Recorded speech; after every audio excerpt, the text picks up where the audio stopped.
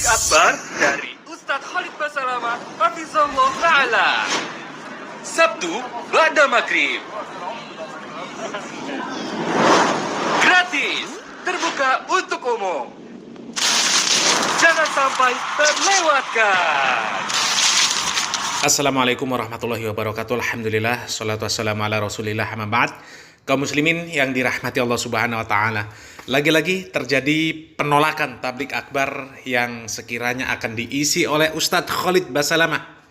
Dan kali ini terjadi di Bandung, Jawa Barat, di mana tablik akbar tersebut rencananya akan diselenggarakan di masjid termegah milik pemerintah Provinsi Jawa Barat, yaitu Masjid Al-Jabbar.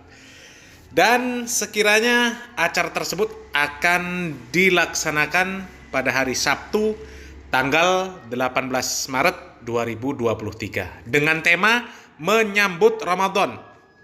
Dan penolakan tersebut terlihat di postingan Twitter yang diposting oleh seorang anggota GP Ansor yang keberatan ketika masjid yang dibangun oleh pemerintah Provinsi Jawa Barat tersebut mengundang Ustadz Khalid Basalamah sebagai pembicara. Jadi ini sesuatu yang cukup aneh. Pemikiran orang yang tidak sehat akalnya. Karena apa? Masjid tersebut jelas milik pemerintah provinsi. Bukan milik Ormas Nahdlatul Ulama. Bukan milik GP Ansor. Dan juga tentu pemerintah sudah mempertimbangkan siapa yang pantas untuk mengisi acara tersebut. Kok bisa-bisanya mengeluarkan statement masjid milik pemerintah provinsi dan mempermasalahkan ketika mengundang Ustadz Khalid Basalamah? Orang cerdas pasti berpikir, daripada diisi oleh pendeta-pendeta Syiah, ustadz-ustadz pelawak, dan pendongeng-pendongeng wali yang diklaim wali-wali yang sakti, yang diklaim ketika ada orang yang lewat di depan madrasahnya, dosanya bisa diampuni, yang siapa saja pernah melihat wajahnya, melihat wajah wali tersebut akan masuk surga. Kemudian yang mengatakan Nabi keluar dari kuburnya dan kemudian mencium lututnya.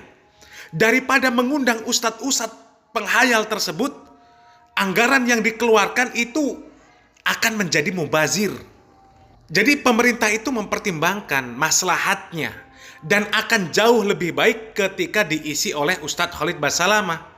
Kajiannya penuh ilmu, mengajak manusia kepada ketakwaan. Yang datang adalah orang-orang yang haus akan ilmu, bukan haus hiburan. Jadi orang yang cerdas ini akan bisa membedakan. Hanya orang-orang bodoh yang melakukan penolakan. Coba Anda pikirkan. Alasan yang dijadikan sebagai dalih untuk melakukan penolakan acara yang akan diisi oleh Ustadz Khalid Basalamah tersebut. Alasan penolakan acara tersebut adalah alasan yang cukup klasik. Dikatakan bahwasannya Ustadz Khalid Basalamah adalah tokoh salafi yang dapat menimbulkan keresahan di masyarakat. Dan memang begitu. Ketika seorang dai berdakwah dengan dakwah yang lurus, pasti akan banyak orang yang membenci. Rasulullah SAW dahulu mengalami permasalahan yang serupa.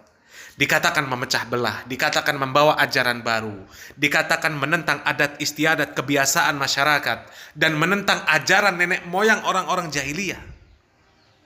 Seandainya Ustadz Khalid Basalamah di dalam dakwahnya membawa sesuatu yang digemari oleh kelompok mayoritas, ceramah banyak cengengesan, melawak, mengeluarkan perkataan kotor, mengajak tokoh-tokoh ahli maksiat, ditambah dengan musik dangdut, berjoget dengan membawa biduan, dan mungkin musik yang dinilai sebagai musik religi, ditambah joget-joget, maka tidak akan ada penolakan.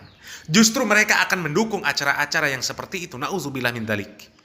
Tapi sayang, Ustadz Khalid Basalamah di dalam dakwahnya justru bertentangan dengan hawa nafsu mereka. Ustadz Khalid Basalamah di dalam dakwahnya yang disampaikan adalah ilmu, mengajak manusia kepada ketakwaan, mengajak manusia untuk taat kepada Allah Subhanahu wa taala, menjauhi berbagai macam bentuk kemaksiatan. Maka yang seperti ini tidak disukai oleh mereka yang melakukan penolakan. Mereka lebih suka ketika acara kemudian diisi oleh orang-orang Syiah, orang-orang liberal, orang-orang yang jauh dari ajaran-ajaran Islam. Jadi apa yang mereka serukan selama ini? Mereka yang mengaku paling NKRI, paling Pancasila, paling Bhinneka Tunggal Ika, paling toleran, paling tasamuh, paling tawassut. Itu hanyalah bentuk kamuflase untuk membuat provokasi, untuk mengelabui orang banyak, seakan-akan mereka ada di pihak yang berada di atas kebenaran. Tapi bagi orang yang cerdas akan dapat melihat dan semakin jelas bahwasanya mereka adalah orang-orang yang intoleran, orang-orang yang radikal, orang-orang yang ekstrim, orang yang anti keberagaman. Orang yang anti keberagaman. Mereka adalah orang-orang yang mengklaim bahwasanya mereka adalah orang yang paling benar. Pada hakikatnya mereka jauh dari tuntunan Islam.